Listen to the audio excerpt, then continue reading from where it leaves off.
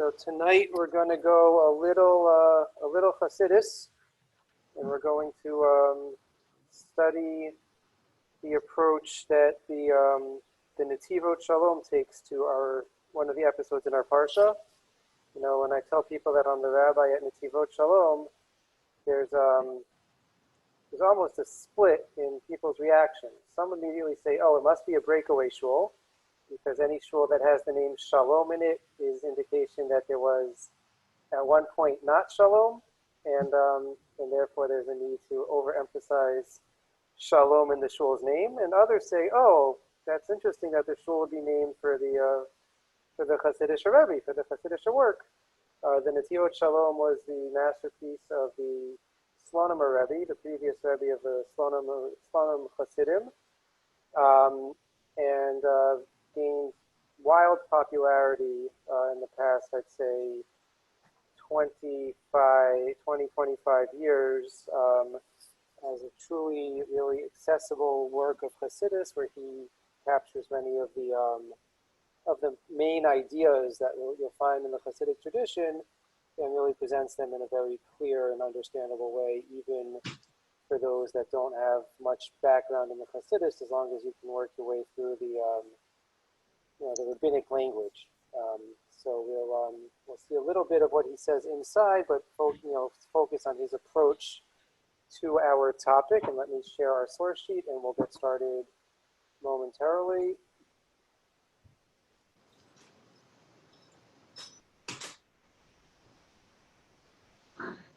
All right, can everyone see that? Am I zoomed in enough?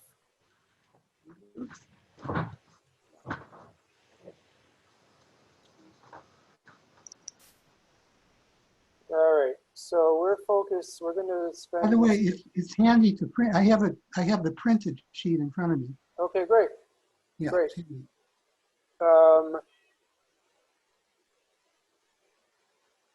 So we're going to pick up in the wrestling match of our parsha, right? The parsha, of course, Vayishlach talks about Yaakov's reunion, if we can call it a reunion, with his brother Esav after all these years of living apart. Obviously, Yaakov is quite scared. The last he saw of his brother, Esav had, we discussed this in the previous 2 weeks, Shirim, I believe. Esav had vowed that he was going to kill Yaakov for having stolen the Bechorah, the birthright. Yaakov runs away. He's with Lavan for 21, 22, a lot of years. Builds a family. Eventually, he's no longer able to coexist with Lavan. Oh, Robert and Mina, look at that beautiful background. Where are you guys coming from?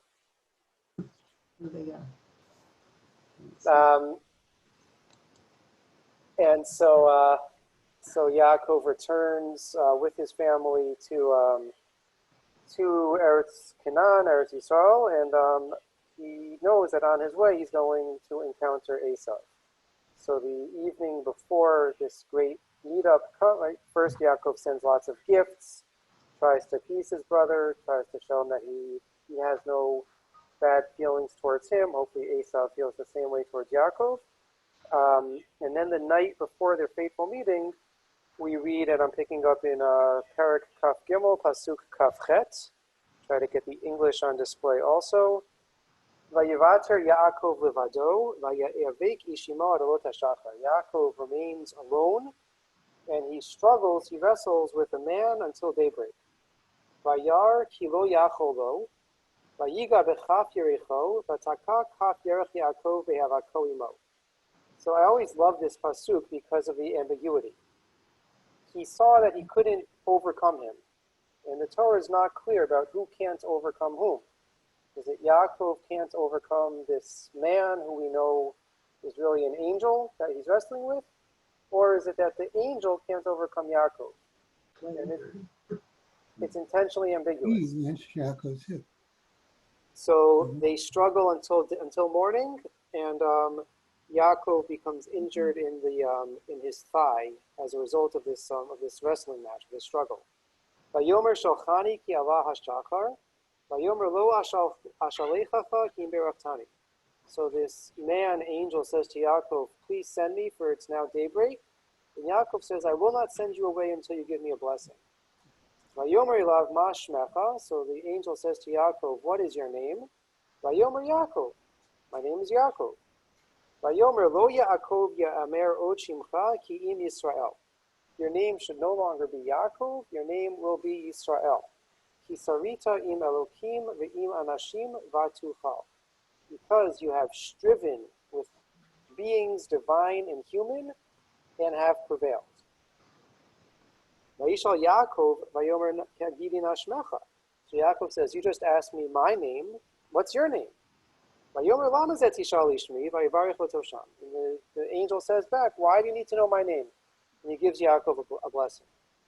Vayikra Yaakov shema makom pniel ki raiti Elokim panim el panim vatinatzel nafshi. Yaakov names this place where the encounter happened Pniel, which means the face of God, because I saw God face to face, and my soul was saved. And the sun shone for him as he passed through Pnuel, and he was injured, he was limping in his thigh. So Yaakov's name is changed from Yaakov to Yisrael. And in this telling of it, in this original change of the name, we're given a reason for the change of name. The reason is, Ki sarita im Elokim ve'adam vatuchal. Because you have striven, you have successfully struggled with beings, how do you translate it? With beings divine and human, and you have prevailed. Rashi. Does it explicitly say that Yaakov got a blessing? Say that again? Is there an explicit blessing? An explicit blessing. No, not what the blessing is, but are you sure Yaakov got one? So many understand that the change of name is the blessing. Okay. But it doesn't, meaning there's not a formulation, right? I think I've shared this story before. Rabbi Weiss, as many of you know, was involved in Soviet Jewry struggle and was particularly close with the Sharansky family. When Natan Sharansky was finally freed from the Gulag and came on a world tour to spread his story, he was in New York, and Rabbi Weiss was with him at the airport as he was preparing to return to Israel. And Rabbi Weiss said, there's some person came through the crowd that had come to see Sharansky and asked for a blessing, asked Sharansky to give him a bracha. And Sharansky said, I don't know what he's talking about. And Rabbi Weiss said, well, you better say something. I don't think this man's going to let you get on the plane until you give him a bracha. So Sharansky said, Baruch atah Hashem Elokeinu melech haolam hamotzi lechem min haaretz. And that worked. I guess he made the flight after that, right? So we don't know. We don't know for sure, Gary, what the bracha is, but it's assumed that he got a bracha. Many think that the bracha might be the new name. Rashi, in fact, says that the bracha was that you will be deserving of the name. Because we see in source number 2 that later on in his journeys, Yaakov is given the change of name, not by the angel this time, but in source number 2 by Hashem. Vayavo Yaakov Luza Asher Be'eretz Canaan, he Beit El, Hu V'chol Ha'am Asher Imo. Yaakov comes to Luz, which, if you'll recall from last week's Parsha, was a place that he stopped on his running away from Esav to Haran. So he comes back to Luz, which was also called Beit El, he and the entire people that were with him. Vayiven Sham Mizbeach, Vayikra L'makom El Beit El, and he builds an altar. He calls God. There's different ways that this verse gets translated, but I think the simplest way is he calls God the God of Beit El. Because this is the place where God had revealed himself to Yaakov when Yaakov was running away. And then we have a very curious detail we're not going to focus on tonight. We're told, Batamat Devora Meineket Rivka Vatikaver Mitachat Leveit El Tachat Ha'alon Vaikashmo Alon Bachut. Rebecca's wet nurse dies at that moment, at that time. Why she was with Yaakov, right? Why we care there's a lot that there is to say about that, but we're going to not focus on that this evening. And then after we read of the death of Devorah, God appears to Yaakov. Vayira Elokim el Yaakov od bevo mi padan aram vayivarich oto. God appears again to Yaakov when he came from Padan Aram, and God blesses him.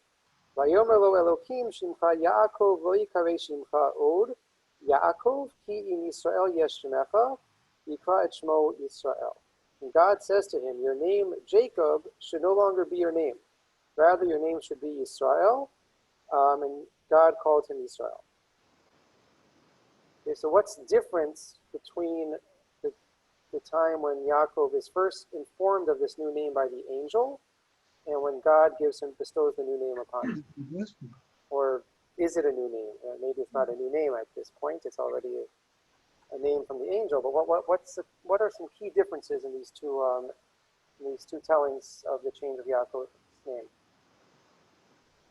Well, he's in Israel in the second one, in Canaan. Okay, so the location, right? So that's very interesting. Is that when he struggles with the angel and is told of the new name, he's still in Chutz La'aretz, he's still outside of the boundaries of the land of Israel. And the second time he's in Israel. And so, do you want to say any more about that, Judy? Why might that be significant?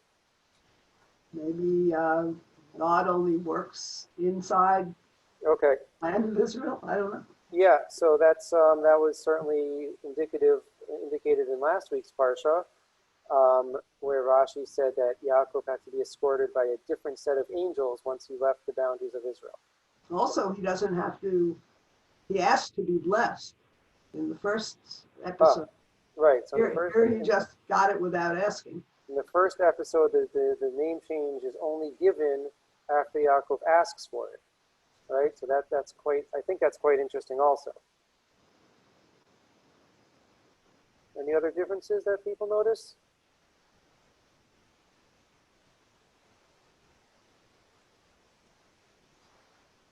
Obviously, there's a third answer.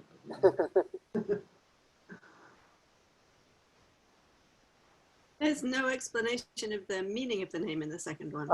So in the first explanation, the angel gives Yaakov a reason for the name change. Right? In the second one, there is no explanation given. It's just, this is your new name. Right? So those are some interesting things to keep in mind as we go through the rest of this. The location, right? What prompts it, right? The fact that Yaakov asks for a blessing in the first episode and there is no request on his part in the second, and the explanation. So with that back, having seen the two instances where Yaakov's name is changed, I want to turn to the Gemara in Brachot. And the Gemara in Brachot asks a fundamental question. It's a question that maybe some of us have thought of previously. But the Gemara begins by saying, in the name of Bar Kapara, and I apologize, it's on the screen here, it's hard to get the Hebrew and the English together because of the page split, but I'll leave the English here, or can't even get all the English. Tani Bar Kapara. Bar Kapara teaches, Kol HaKorei LaAvraham Avram over Ba'aseh. Whoever refers to Abraham by his original name Avram transgresses a positive commandment. What's the transgression? Shene'emar v'haya shimcha Avraham. Right? God tells him your name will be Abraham, will be Avraham, which he takes to be as a commandment. Your name has to be Avraham and nothing else. Rabbi Eliezer Omer, Over Belav. Rabbi Eliezer says there's also a negative commandment that you transgress if you call Avraham by Avram. Shene'emar v'lo yikarei od shimcha Avram, because it says that your name no longer should be Avram. So there's both a positive and a negative commandment at play here if anyone calls Avraham by his originally given name Avram. Ela me'ata hakorei l'Sara Sarai hachinami. If that's the case for Avraham, it should also be true by Sarah, that if anyone calls Sarah by her original name Sarai, then they should also transgress, whatever they're transgressing, whatever the problem is. Gemara says not exactly. Hatam kuchabrichu amar la'avam sarai yishtacha lo tikrat shma sarai ki sarashma. See, when God tells Abraham of Sarai's name change, it's not exactly given in the same exact way, right? He's informed that this is how it should be, but it's not given in these like command type of language that they see, that they're really making up, but that they see in the change given to Abraham. So now the Gemara asks the question that's relevant for us. Elameata, akreli Yaakov, Yaakov hachinami. Why is it okay to call Yaakov Yaakov? If it's problematic to call Abraham by his original given name Avram, why is it okay to call Yaakov Yaakov once God changed, or the angel, but certainly once the second episode takes place and God has changed his name to Yisrael, why is it okay to call him Yaakov? Shane hatam, tahadar ahadrekra. Well, the case of Yaakov is also different. Why? Because the Torah itself records that God uses both names. After the change of name is given to Israel, we read later, and this is the next source on our sheet, number 4, as Yaakov is preparing to go, and shouldn't even call him Yaakov, as the third patriarch is preparing to go down to Egypt after being informed that his son Yosef is still alive. The Torah tells us, Vayishlach Yisrael v'chol asher lo, vayavo be'er Sheva, vayizbach tzvachim lo'kei aviv Yitzchak. He comes to Be'er Sheva in the south on his way down to Egypt, and he offers sacrifices to God, the Lord of his father Isaac. Vayomer Elokim Yisrael b'marot halayla, Vayomer Yaakov Yaakov Vayomer Hineni. And God appears to Yisrael in a vision at night, and he says, Yaakov Yaakov. So God himself calls the third patriarch Yaakov after having told him that his name should be changed to Israel.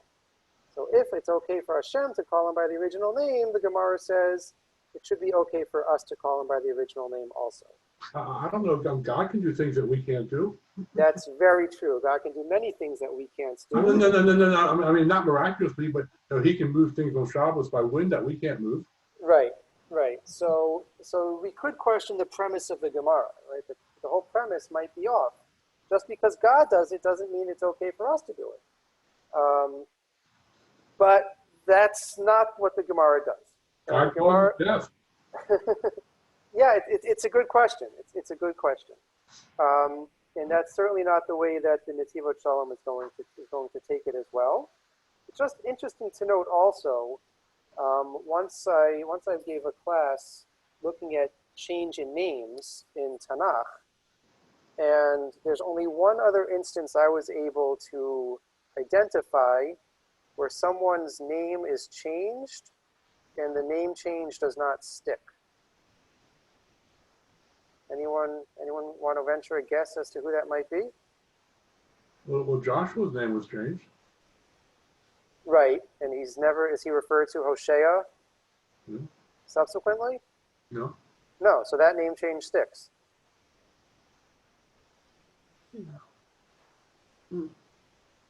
I think Moshe's trying to, you're muted, Moshe, we can't hear you.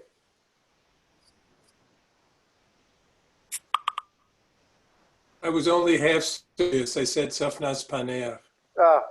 So that one didn't stick, you're right. There's two instances. When Yosef is appointed as the viceroy of Egypt, we're told that Paro names him Safna Paneach. That name did not stick. So there's another example that I was thinking of,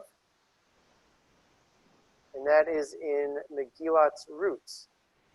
Naomi, when they return to the land of Israel, and they're gathering gleanings in the fields, she tells everyone, "Don't call me Naomi, call me Mara, call me bitter, because I've had a very difficult, bitter life," and that name does not stick. People still refer to her as Naomi. So it's interesting. It's interesting to think about it in those terms. But now, so the question that the Netivot Shalom asks is why? Why is the patriarch, right? We refer to him as Yaakov. They refer to him as Jacob, even though his name was changed from Yaakov to Israel. The question is, why these two names? What's the significance? And why does the Gemara tell us that it's okay to continue to call him by the original name? Why was he called Yaakov in the first place? What was that? Is there a question? Well, I was asking about trying to remember why he was called Yaakov in the first place. Oh, so why is he called Yaakov in the first place? How did he get that name? He was holding on to Esau's foot. V'yado And, chesed be'akev Esav, right? That when they were Yeah. born, right? We His all ankle. learned His heel. his heel. We all learned the medrash that he wanted to come out first, and he was, they were fighting to see who was gonna come out from the womb first. So he was so eager to come out, he was holding on to the heel of his brother who was born, of his twin brother who was born first. But that's where the name Yaakov comes from, right? And Esav, interestingly, uses it very negatively, right? Esav says, I forget the exact language, but when Yaakov steals the Bechorah from him, he says, Al Kain Karashmo Yaakov, Ki Agveni Zeh Pamayim, right? He tricked me twice. He tricked me by fooling me to sell the Bechorah to him, and he tricked me by now deceiving our father to get the actually get the Bechorah from him. So there's an element of trickery in that name as well. So the Netivot Shalom asks, why is it that we're able to still call Yaakov by his original name Yaakov? What is the significance of him bearing these two separate names? So his answer, it's really one answer, then he gives many different illustrations or ramifications of it. And he begins, we don't need to begin here, we could have pointed to many other places, but he points to the Rosh Hashanah davening. During the Chazin's repetition of Musaf, when we blow the shofar, we then say the paragraph Hayom Harat Olam, right?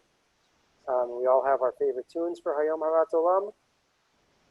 Today is the birthday of the world. Hayom Yamid B'Mishpat Kol Yitzurei Olamim. Today, all creatures stand in judgment. Im Kivanim, Im Ka'avadim. Some stand before God as children, and some stand before God as servants.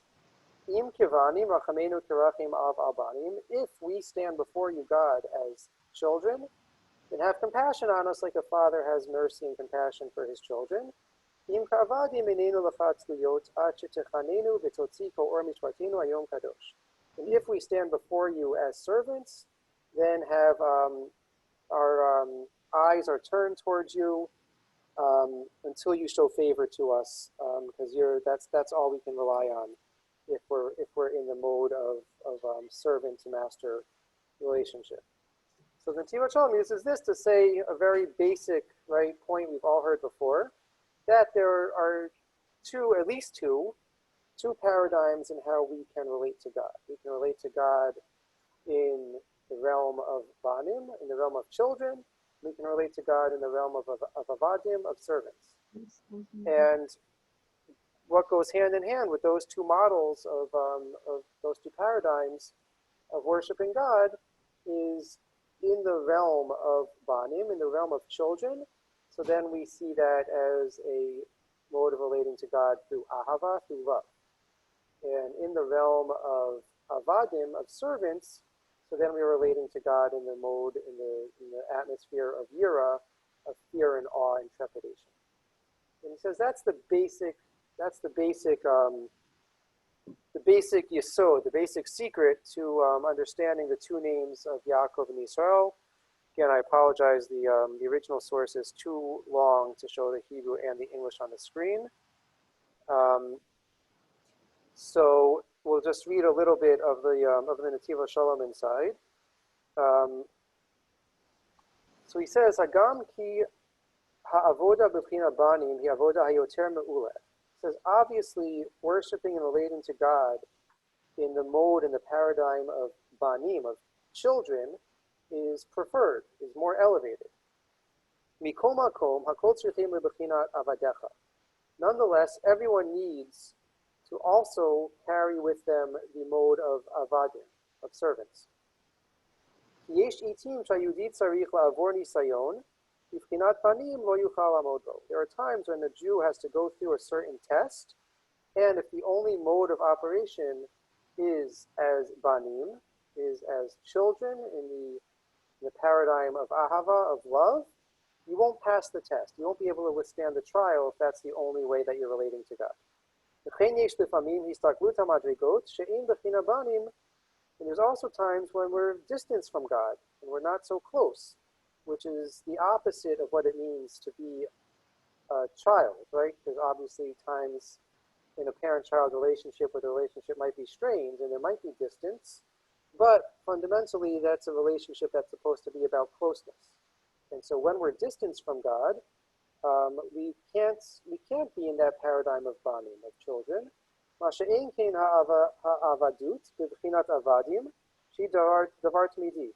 But one's status, one's relationship as an eved, as a servant, is constant and unchanging. And so even when distanced, even when feeling separation, one can continue to operate in that mode. Nonetheless, banim, children, is the preferred elevated status. Avraham embodies love of God. He embodies the banim, the mode of children. Yitzchak idato gvura v'yira. In Yitzchak, the Torah refers to as Pachad Yitzchak, embodies or is the paradigm of yira, of fear and awe. The Ilu Yaakov Avinu humidat tiferet. Yaakov is the element or the attribute of tiferet, of splendor, which includes both chesed and gevura, which includes both models, both paradigms.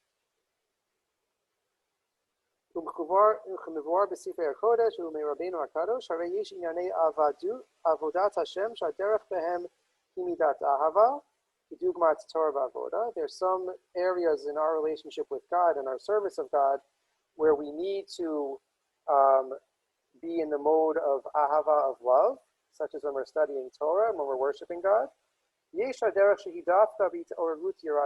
But there are other areas of our relationship, of our spiritual existence, where we have to tap into the yira, into the fear and the awe.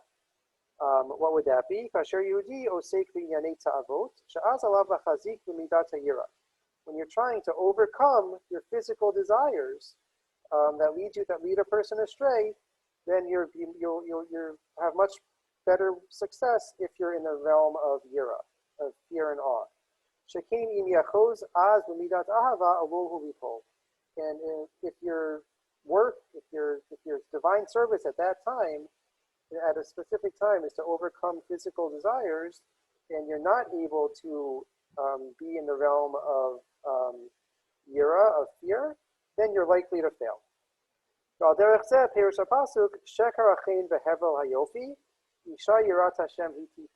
Right, the pasuk from Eshet Chayil, from Mishlei, Sheker Achein vehevel hayofi, right? Beauty, when you're in the realm, in the physical realm, as embodied by a beautiful woman, by the physicality, right? What's the way to overcome that? What's the way to relate to that? Is Isha Yirat Hashem, is Yira, is fear. So when one is in the mindset, in the paradigm of focus on the physicality, you need to be relating to God through the lens, through the prism of Yira. Shekeni miyachoz az midatava alahu. I'm sorry. For these specific desires, for these physical desires and temptations, you have to be in the mode of Yira, of fear. Rak kasher yesh leyudi et shtei hamidot ha'elu yachtav dechilu v'rachimu harei tachlit hashlemut. And so a Jew can only achieve completeness and fullness if you're able to carry both of these elements of your spiritual life and spiritual existence. Uvazeh yesh lomar inyan shtei shemot Yaakov Yisrael. And this explains the two names Yaakov and Israel. Yaakov more el ha'avodah b'sha'ah hitgavut ha'yetzer hara.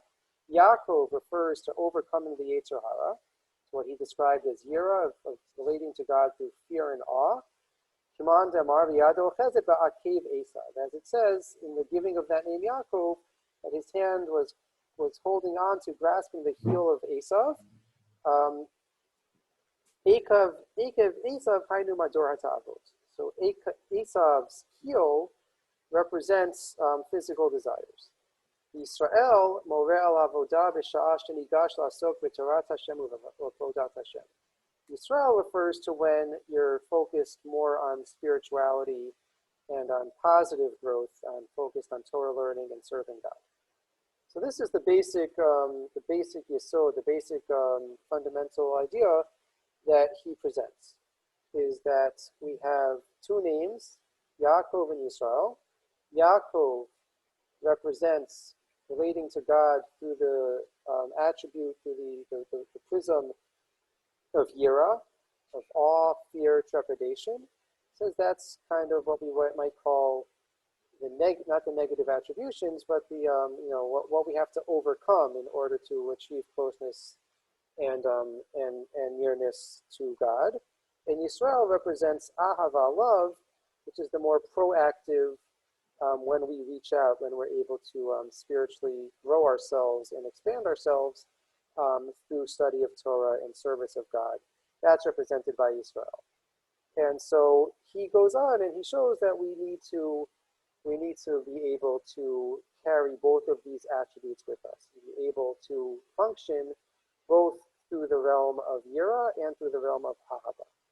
And he addresses another fundamental question, is given that Yaakov is given these two names, and we know that Yisrael, representing ahava, representing love, is preferred and more exalted, why does Yaakov come first? Right? Shouldn't the original name have been Yisrael? And so he says that basically, and he gives different examples of try to support this, but he basically says that it's true that Yisrael, and relating to God through ahava, through love, is preferred and more exalted, but it necessarily has to come second. We first have to tap into the midah of yira, into the midah of fear and awe, and only once we're able to have some success in that realm can we graduate to the higher level of Yisrael, relating to God through ahava. Right. So one example he gives of this is the verse in Tehillim, Reshit Chochma Yirat Hashem. Right. The beginning of wisdom is Yirat Hashem, is to fear God. That you have to first have yira. That's the first step, and after you've achieved some success in yira, then you can move on to ahava. Right, and he gives he gives many examples of this. And then It's also the paradigm of Yaakov's life. Yeah. When he's only called Yaakov, in fact, he's fighting and defending himself and being aggressive towards Esav. Mm-hmm. And then not only that, but then he ends up fighting with this angel. And in the end, what's interesting about the fight is not that he prevails. In fact, it's not even clear who prevails. You can read it both ways, actually. But what's striking is that they really come to peace with each other. They talk in a friendly manner. What's your name? Give me a blessing. And then he's called Yisrael. And then what happens? He goes out and immediately makes peace with Esav. Mm-hmm. Right. Yeah. So it's all reflective of his life that before he was called Yisrael, he really wasn't, you could say, he wasn't capable yet of being in that way. Right. Right. He had to go through the growth process. That's right. He made peace with this man figure who injured him, and he limped away. Right. And yet they were friendly with each other. So keep that in mind, because in our final, in source number 12, we're going to see Rav Lichtenstein has a different take on what you just said, Moshe. But I think certainly the Netivot Shalom would 1,000% agree with what you said. And we'll come back to that after we see what Rav Lichtenstein says. But just to close out the Netivot Shalom, he says that this is another way that this idea gets illustrated is the opening of Sefer Shemot. What happens in Sefer Shemot? We read The pasuk is there. Ve'ela shmot b'nei Yisrael ba'im Mitzrayma. It's source number 10. These are the names of Bnei Yisrael, the children of Israel who came to Egypt. Et Yaakov ish uveito baru. With Jacob, each man in his family came. So he says, why specifically there? Right, the order seems to be reversed. Right, first it's Bnei Yisrael, and then Yaakov. So he says that it's because when Yaakov goes down to Egypt with his family, they're really going into a period of extended darkness, a period of extended relating to God through the midah of Yira, of Yaakov, right? That the only way they would be able to survive in Egypt, and he says this is true for us living in Galus as well, is we have, in such dark times, the emphasis has to be on Yaakov, on the Yira, on the fear, and overcoming the negative influences that surround us. Certainly that was true in Egypt. But the way that you overcome it, he says, is by remembering that you are Bnei Yisrael. Is that remembering that really the essence, what we've achieved as a people, as a family, hopefully as individuals, is that we carry with us this mode of Yisrael, even if it's not something we're able to access or that we should be focused on at the moment. Right? He says the Shem Etzem, the essential name of Yaakov, is Yisrael. That becomes his main name, his most important name, right? Let's just read it inside. V'tchila ketiv shmot b'nei Yisrael, be'etzem hem b'nei Yisrael, shekin shema etzem shel Yaakov Avinu hu Yisrael, v'achar sarita im Elokim v'anashim v'tuchal. The essential name of our forefather, the third forefather, whom for convenience sake we'll call Jacob, the essential name is Yisrael. Ach haba'im Mitzrayma. But, as the verse continues, since they were now in Egypt, in a place of darkness and of severe temptation, Yiratam lemakom kazeh, when they've descended to a place like this, et Yaakov ish uveito baru.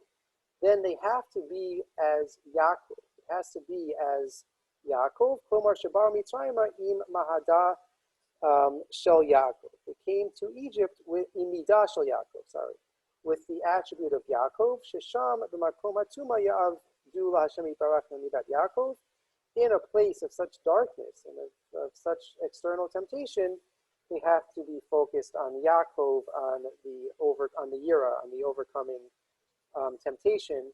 And so the way that we can successfully exist in Yaakov moments is by remembering that even though now we're in a lower realm of spiritual existence, right? We have to focus more on protecting from outside external influences. We do that by carrying with us the message of Yisrael, by carrying with us the message and the symbolism of the name Yisrael, that yes, we are Yaakov now because we are Yisrael in the future, or in the present as well. That's the essential take of the Netivot Shalom on these two names. Any questions or thoughts on what he had to say? In a much more simplistic way, I was thinking maybe it has to do with being either in Israel or someone who was in Israel and then outside of Israel. One name is appropriate for one place and the other name. So, I mean, even Yosef, who was the prototype of a man who had to be in two places, as he just said, his Egyptian name was something totally different.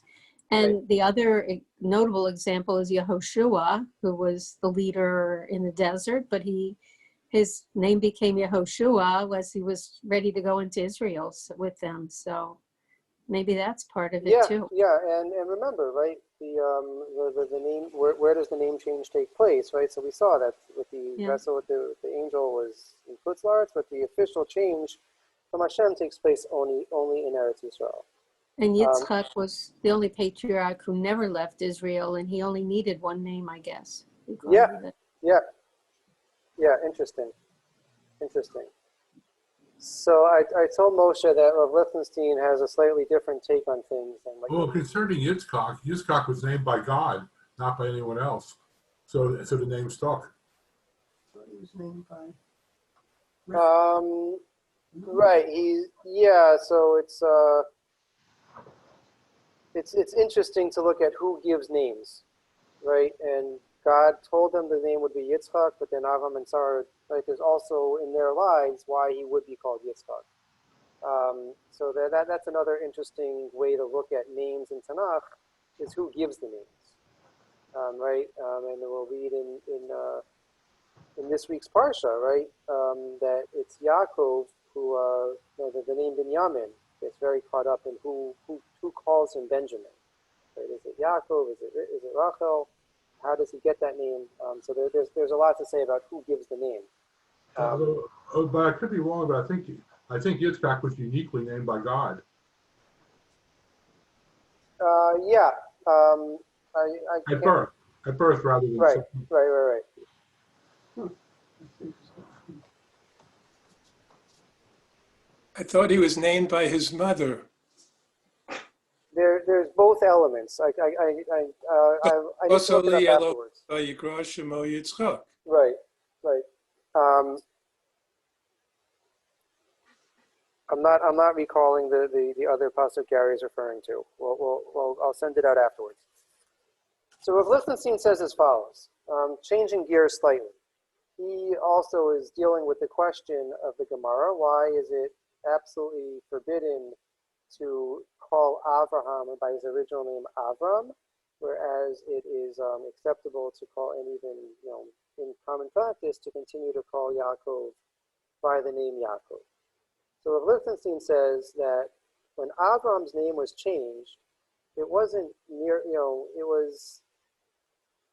there was great symbolism in the name change, but there was also theology embodied in it, right? That the name Avram represents the father of Aram, right? And so, as he says in the middle of the first paragraph, one could be led to think that God, of whom Avraham was the earthly representative, ruled only over Aram, and not over any other countries.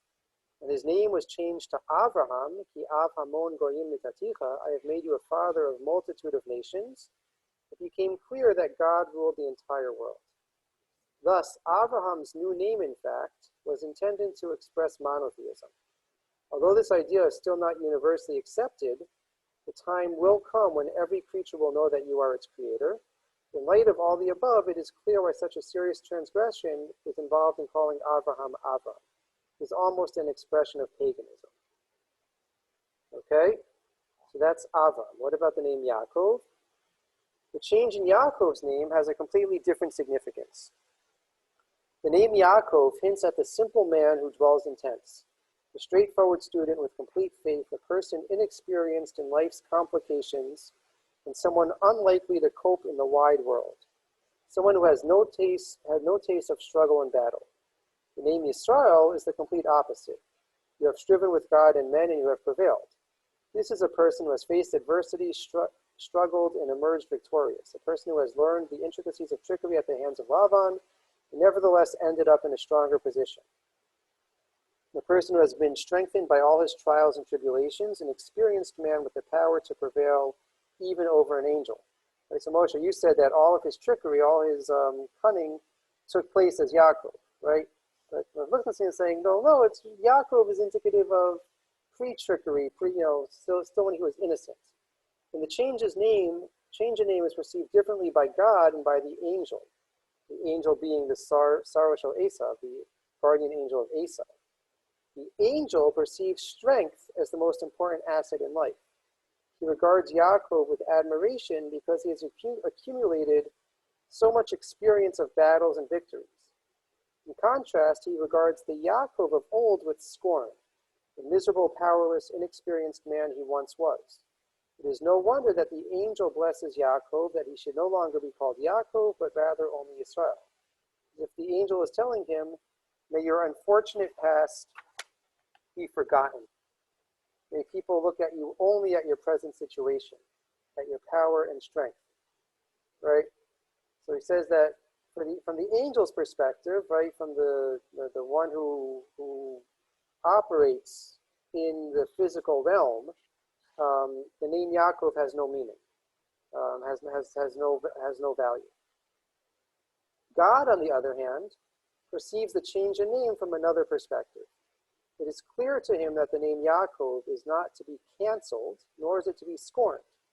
Simplicity and studiousness are of great importance, while power is a secondary characteristic. Experience and strength can certainly add, but one should not concentrate on them alone. Clearly, the name Yaakov will continue to exist. There is no prohibition involved in calling Yaakov by this name. Right? So much like the Slonimer, he's saying that we have to embrace both names and what they represent. Rav Lichtenstein takes a slightly different take on what the significance of each name is. And then he concludes and he says that the same idea applies to us, just like the Slonimer, that we have to be able to relate to Hashem in our spiritual lives in both modes.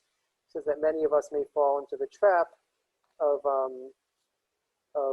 thinking like Esav, or like the angel of Esav, that there's only value in the physical strength, right? This is certainly one of the great issues, one of the great struggles of the history of Zionism and religious Zionism, right, was the Zionist agenda to supplant the image of the yeshiva bacher, of the Jew who was passive and sat slouched studying all day, not able to operate in the physical world.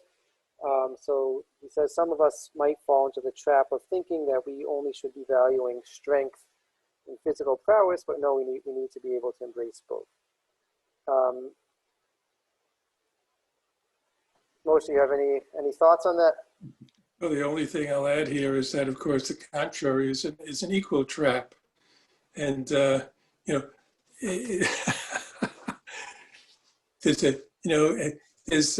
a time for, La Kol Zaman, okay? Mm-hmm. And I think of actually an interesting picture that was taken in 1948 in Jerusalem.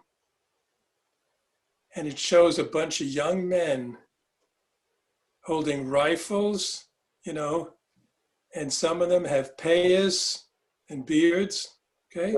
Right. La Kol Zaman. And, if you do if if you sit and learn when you should be fighting, that's at least as big a mistake as the opposite.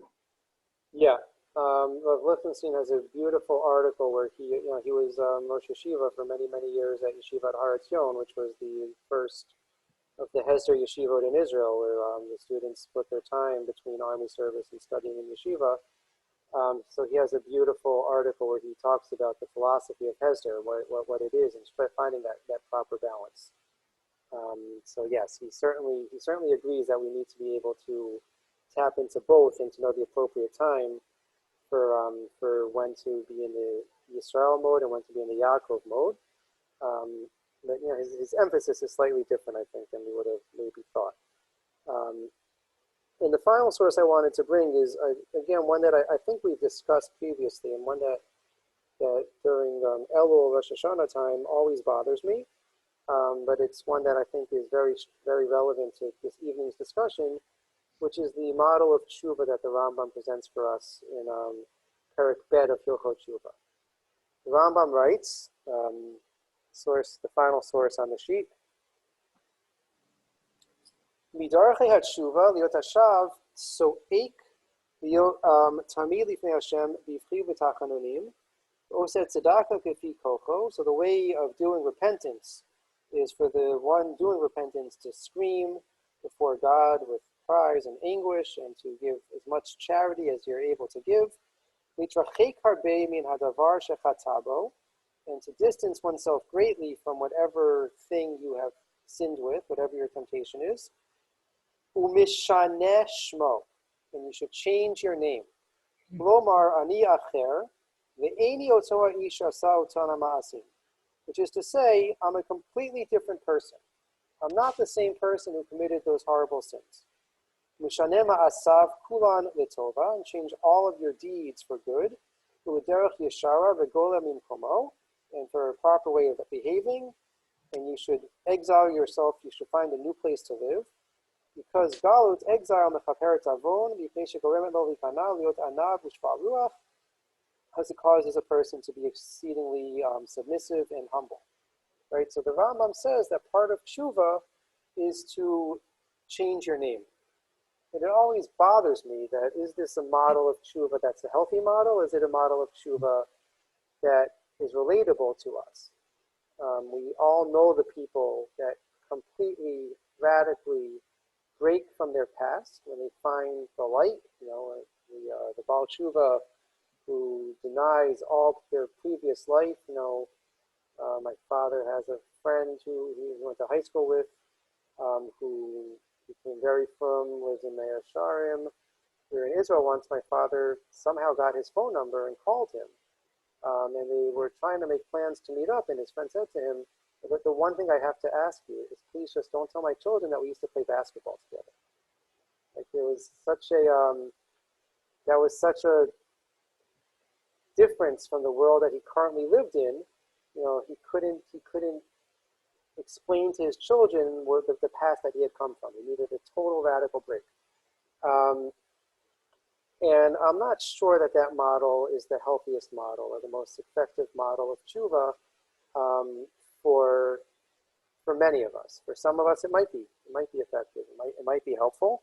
But I think that many of us see tshuva more as a growth process, and not that we want to forget who we were and erase our past, but we want to be able to continue to tap into the positive things from our past and remember what our growth process has been in getting to the place where we are now. Certainly, I hope we all see ourselves as different people from who we were certainly 20 years ago, last year, yesterday, right? We should always be looking to grow and improve, but that doesn't mean that we need to radically break. And I think Yaakov, right, the fact that we embrace both the name Yaakov and the name Yisrael might be a counter model to what the Rambam is presenting, and certainly gives us what to think about. Any final thoughts or comments or questions? I just would like to say that the Rambam isn't talking about whether you continue to live in New Jersey, or New Haven or New Jersey, or whether you go off to live in Mea Shearim. That's not what he's talking about at all. He's talking about a person's personal qualities. And let's take something where personal qualities might really, affect the outside quite a bit. The way one treats other people, for example, okay? Mm-hmm. So Mishaneh Shemo, it doesn't literally mean change your name or go live in Mea Shearim. It's you change your whole reputation. I am a different person now. Now, in a photograph, you might look exactly the same, okay? Right. But you're coming from a different place. Right. And I think that that's something that not only can we all relate to, but we can all, it's a path that we can all walk. Yeah, I mean, there's a lot to say about what the Rambam is expressing here, because he does talk about physical exile, right, and going to a different place. So what exactly that means, I tend to agree with you. I much prefer to read it as Mishaneh Shmo is to change your reputation, change the way that you're known, rather than to actually change your name, right? But there's a lot to say about it. The example I always come to is the world of recovery, right? So there's one model, the AA model, where you introduce yourself, my name is Elliot and I'm an alcoholic, right? And even if you've been sober for 20, 30, 40, 50 years, right, that model says you will never escape that part of your identity. You'll never be able to stop being an addict, right? You need to embrace that and live with that, and that's the only way to ensure that you'll have success. Other schools of thought in that world say no, that you can change fundamentally your composition, who you are as a person, to no longer be defined by the illness, no longer be defined by the addiction. But there's certainly a lot to say about this. All right. Hope I gave us all some food for thought for the rest of the week. Have a wonderful week, everyone, and we'll see you again next time. Thank you so much, Rabbi. Thank you. Laila Tov Shakoach. Yeah, thank you. Yishkar. Good night. Thank you. Thank you, Rabbi. Okay. Lala Tov. Lila Tov, Martha. Good to hear your voice. Good night, all. Good night. Good night, Rob. Good night.